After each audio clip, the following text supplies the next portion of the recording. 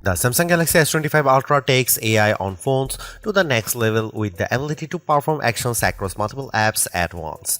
It also delivers a superior camera experience along with crisp HDR video plus fantastic Snapdragon 8 Elite performance and super long battery life. I just wish QI2 wireless charging support didn't require a case. Here is the most ironic thing about the Galaxy S25 Ultra. The moment it launched, lots of people were calling out Samsung for copying the iPhone's design. But after testing this device, I actually think the S25 Ultra is the closest Samsung has come to convincing me to ditch my iPhone. The 6.9-inch display on the latest Ultra is brighter, the cameras are more versatile and arguably just better. And the S25 Ultra is packed with smarter AI features I wish the iPhone 16 Pro Max had, like the ability to perform multiple actions at once across apps using just your voice. And it's all wrapped up in a design that, while phone-like, is lighter than its main rival. Samsung did cut some corners with the Galaxy S25 Ultra. The S Pen no longer has Bluetooth, and the newly added QI2 charging support forces you to buy a compatible case. No magnets here, but overall the performance, battery life and AI smarts on the Galaxy S25 Ultra add up to the best Android phone I have tested and possibly the best phone period.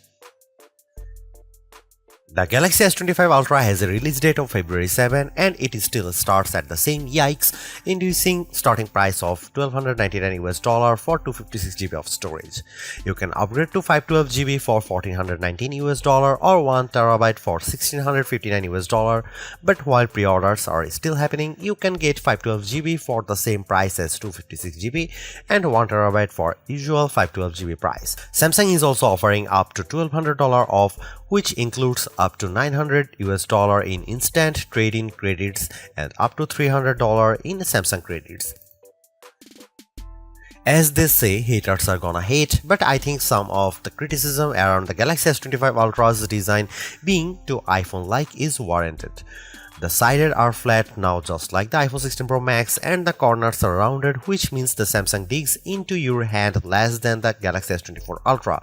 But I actually blame Samsung for not copying the iPhone enough. I am talking about the left and right edges of the design. They are too sharp for my taste and make the phone less comfortable to hold and use. Apple does a better job of beveling these edges so they are smoothed out. The titanium frame feels as sturdy as ever and the thinner bezels allowed Samsung to increase the screen size slightly from 6.8 to 6.9 inches. I also like the floating camera design on the back. It looks better than the iPhone 16 Pro Max's unsightly patch. Measuring 6.41 by 3.06 by 0.32 inches and weighing 7.69 ounces, the Galaxy S25 Ultra has nearly the same dimensions of the iPhone 16 Pro Max while being noticeably lighter than Apple's 7.99 ounces handset when I was holding both phones. The Galaxy S24 Ultra weighted in at 8.22 ounces while being slightly thicker 0.34 inches. The Galaxy S25 Ultra color options are not exactly wild. They are titanium black, titanium grey, titanium silver blue and titanium white silver. I tested the silver blue hue and I think it has just enough pop without being too in your face. If you are feeling more adventurous, Samsung.com is also offering online exclusive colors like Jade Green, Jet Black and Pink Gold. There's two design trade-offs I need to talk about here. One way Samsung cut down on the weight is a notable downgrade to the S25 Ultra that removes the Bluetooth radio from the S Pen. That means you can't perform air gesture like taking photos remotely. Though Samsung says it removed Bluetooth because not enough people were using the feature. The second trade-off is that Samsung Galaxy S25 Ultra has half-aged QI2 charging support. I say that because the magnets are not built into the phone itself. So if you want to easily attach two magnetic UI accessories like docks and car mounts, you are going to have to spring for a special case. The Galaxy S25 Ultra's display is the closest to perfect we have tested yet, and that's saying something because the S24 Ultra was freaking good. The size has grown from 6.8 to 6.9 inches thanks to slimmer bezels, and that makes this an even more immersive canvas for movies, games, and more. When watching the trailer for Superman side by side with its predecessor, the Galaxy S25 Ultra's display was a bit more vivid and brighter than the S24 Ultra when viewed outdoors. I then watched the same trailer on the S25 Ultra and iPhone 16 Pro Max indoors, and I'd say they were neck and neck, with the Samsung doing slightly better in darker scenes like those with stars. In our lab testing, the Galaxy S25 Ultra turned in a max brightness of 1860 nits.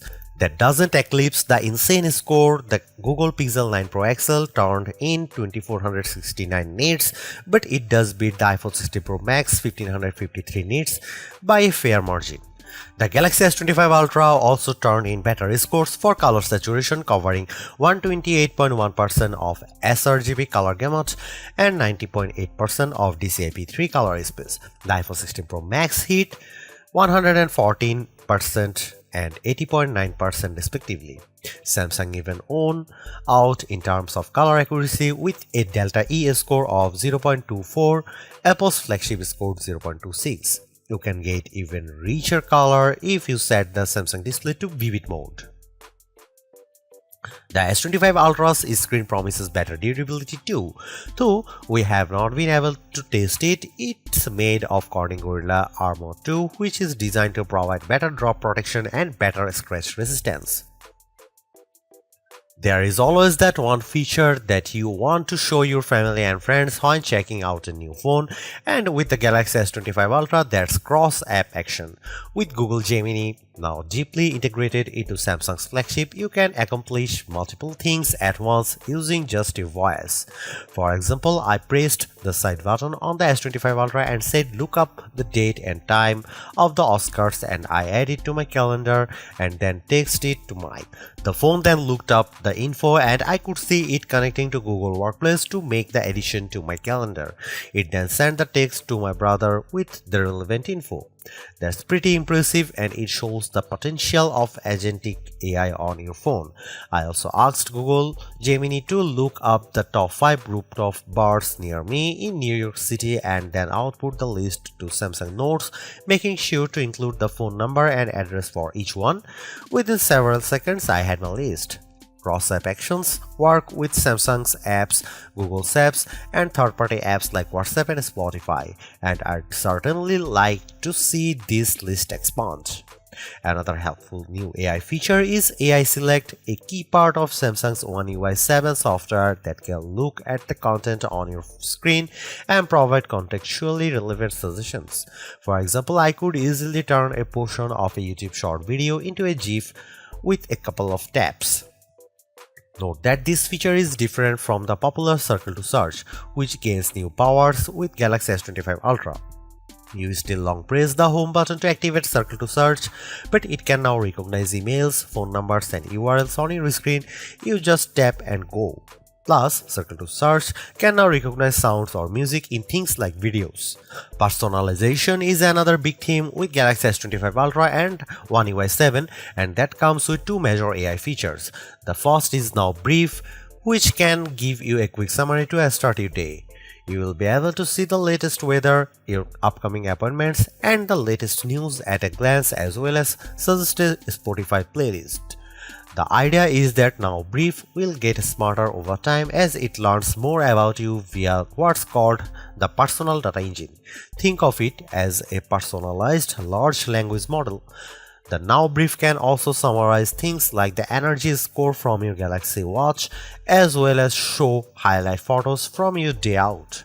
I'd like to give Now Brief more time to see if it lives up to its actionable insights promises, but at least during my testing, it was a bit too bare bones.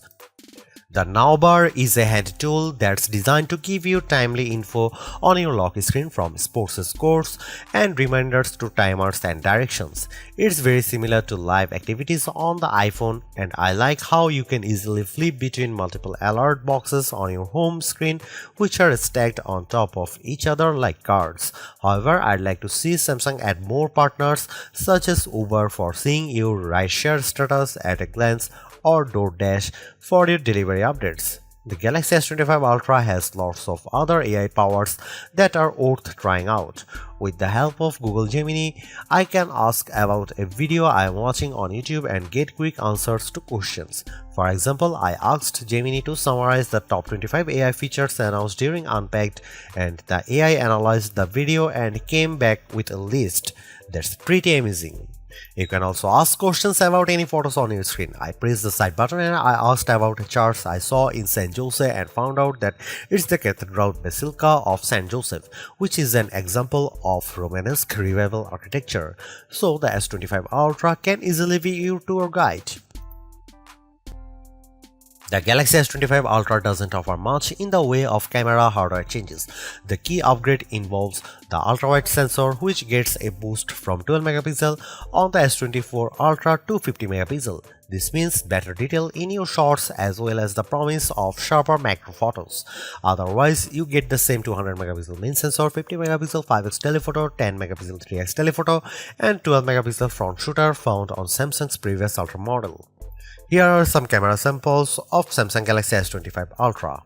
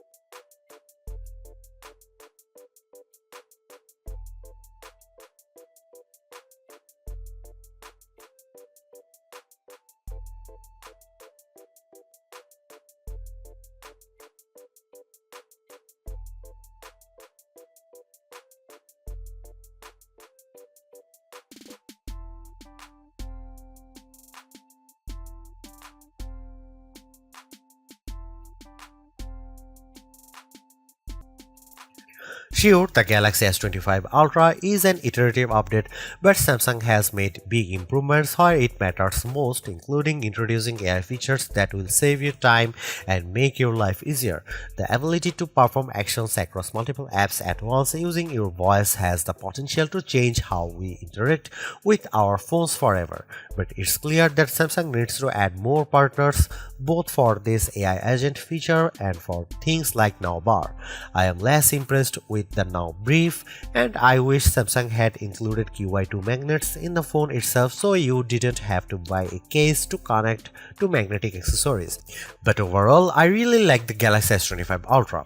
Its AI smarts, vivid display, mostly top-notch cameras, super smooth performance, and long battery life add up to a very impressive flagship, so impressive that I am tempted to switch to Android myself.